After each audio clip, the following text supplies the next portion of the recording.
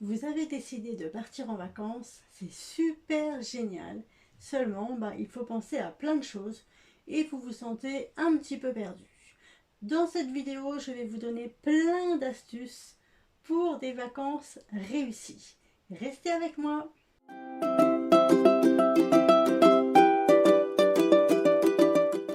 Bonjour à tous et bienvenue sur la chaîne Merci Budget.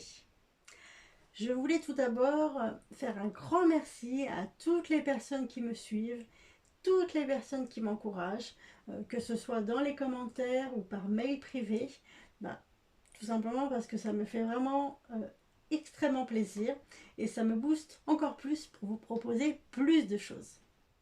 Alors aujourd'hui nous allons parler vacances puisque nous sommes fin juin et que peut-être vous êtes en train de vous poser des questions sur comment faire pour organiser vos vacances. Donc je vais vous dévoiler plein d'astuces, des conseils pour que ça roule le mieux possible pour vous. Premier conseil, tout d'abord avant de partir en vacances, et j'espère que vous avez fait votre budget pour savoir ce que vous pouviez vous permettre de dépenser.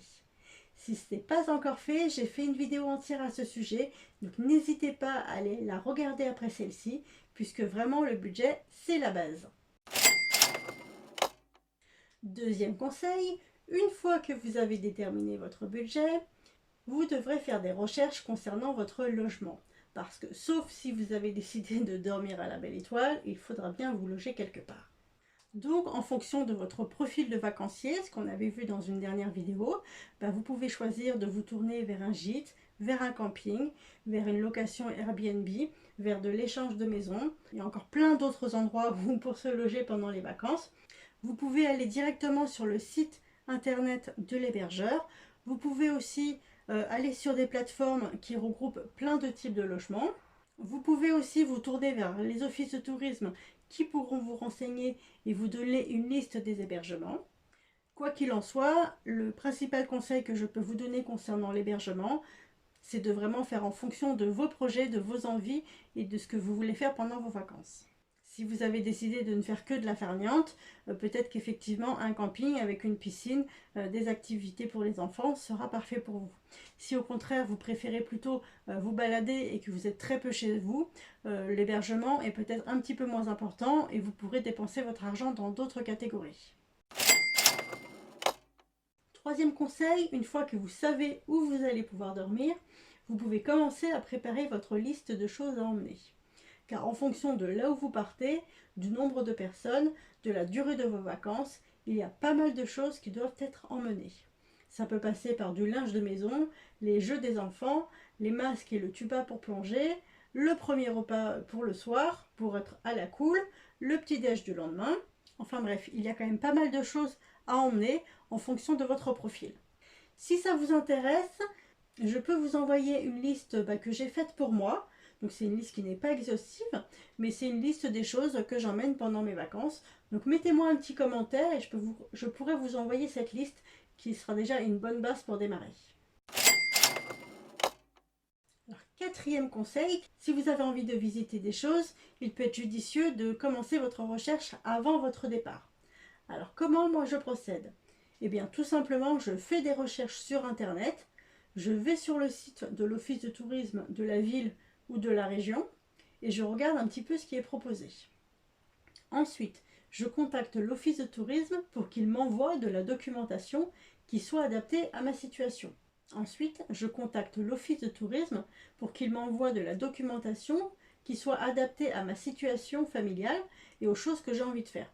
Par exemple, pour cette année, nous partons dans le Gard et donc j'ai envoyé un mail à l'office de tourisme du Gard en disant que nous étions une famille donc avec 2 enfants, dont un bébé, et que nous avions envie de faire des choses un petit peu axées sur tout ce qui est traditionnel, voilà, les taureaux, les chevaux, la Camargue, etc.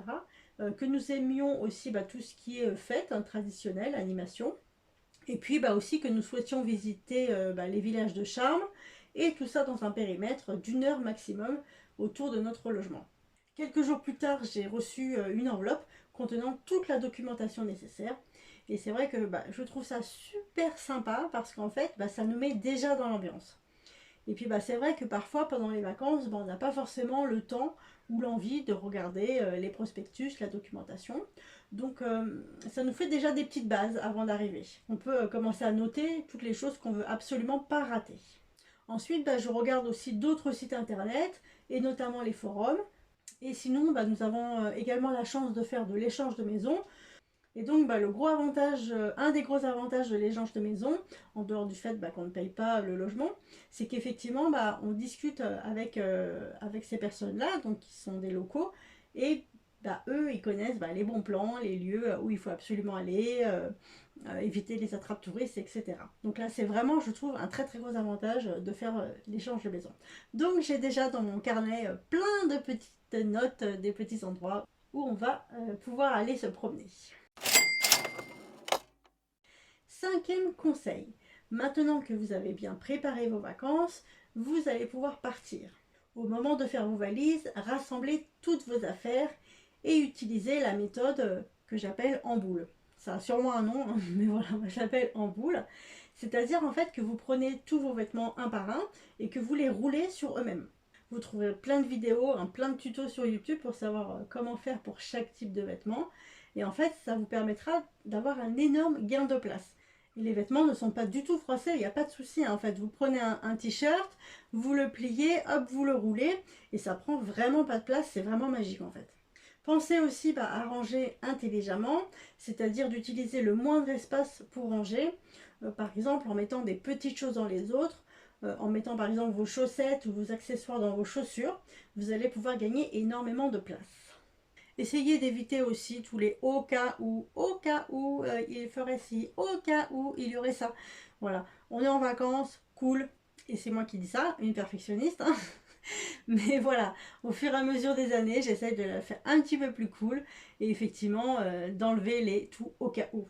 Et puis c'est vrai qu'aussi qu'avec un petit bébé, enfin un petit bébé qui a un petit peu plus de 2 ans, mais c'est vrai qu'on prend quand même, là pour le coup, on prend ni lit, ni chaise haute, ni les draps, les serviettes pour nous. C'est vrai que ça nous fait quand même tout ça en moins à prendre.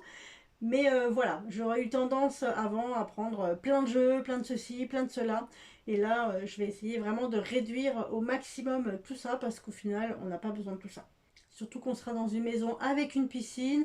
Il y a aussi pour nous occuper un potager, des poules, un chat, des poissons. Donc je pense que ma fille sera bien occupée et elle n'aura pas besoin de ses cheveux. Sixième conseil, il est temps de partir. Reposez-vous quelques jours avant. Car c'est vrai que le trajet peut être difficile en fonction de là où vous allez. Pour la route, pensez à prévoir un thermos de café, une bouteille d'eau, votre repas du midi, des petites collations pour les enfants, des jeux pour les enfants, et essayez d'avoir près de vous toutes les choses utiles pour le voyage ou pour l'arrivée.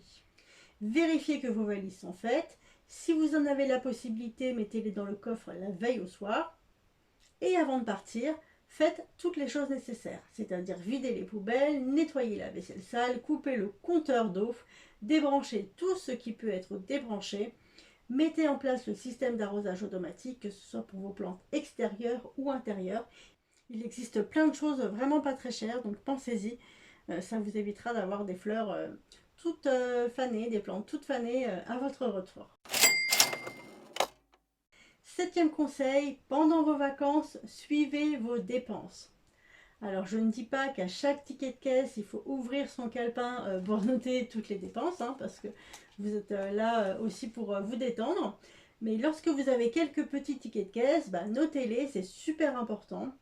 Parce que vous avez fait votre budget avant de partir, c'est très bien, mais ce qui est encore mieux, c'est de pouvoir respecter un minimum votre budget, même si on sait très bien que pendant les vacances, on dépasse souvent.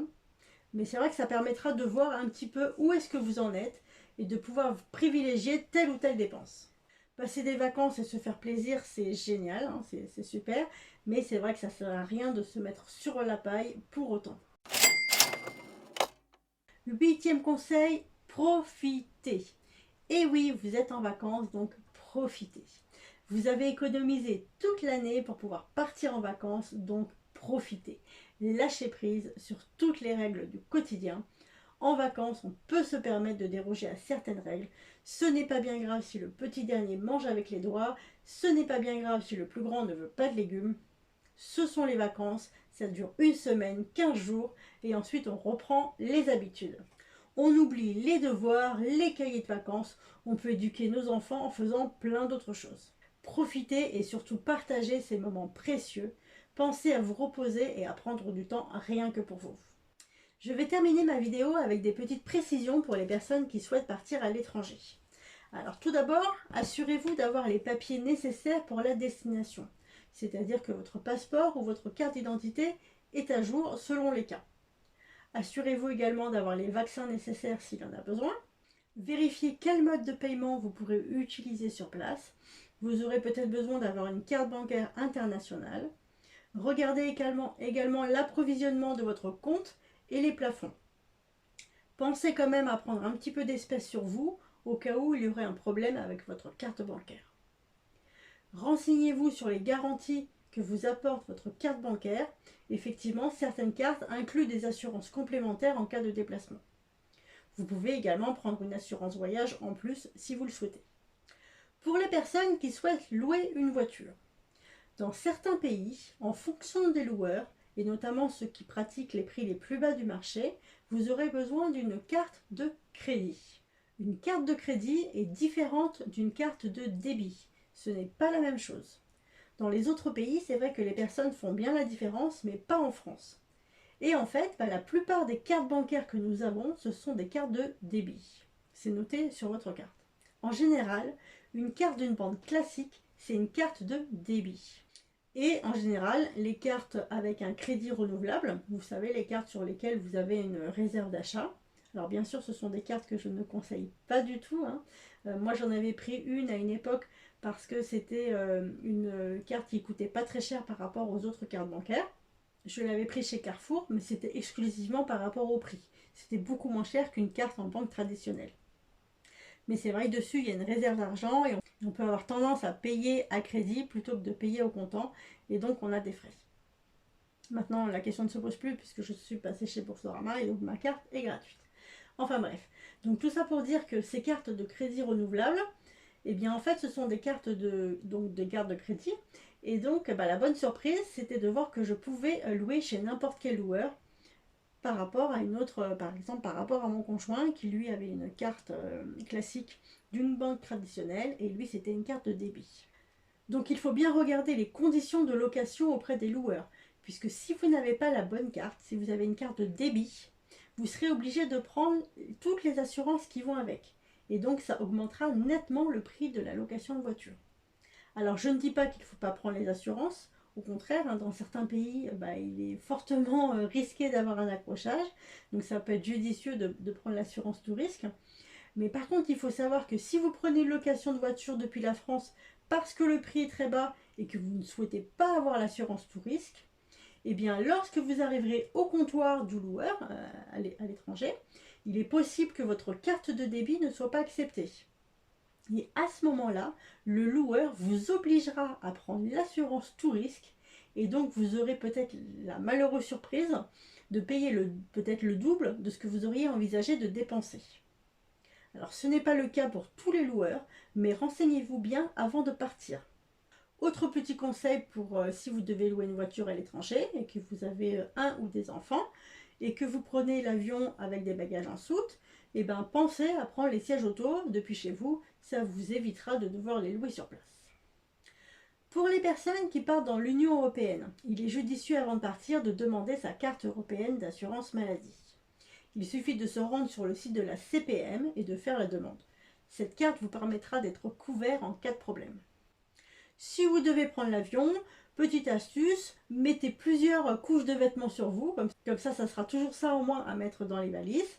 Et si vous voyagez avec une valise cabine, regardez bien les dimensions qui sont autorisées par la compagnie d'aviation, car les dimensions ne sont pas les mêmes pour toutes les compagnies. Donc regardez bien avant de partir quelle est la taille de bagage maximale autorisée. Pour les bagages en soute, il s'agit du poids, donc vérifiez aussi avant de partir que vous ne dépassez pas le poids, ça serait quand même dommage de payer un surplus.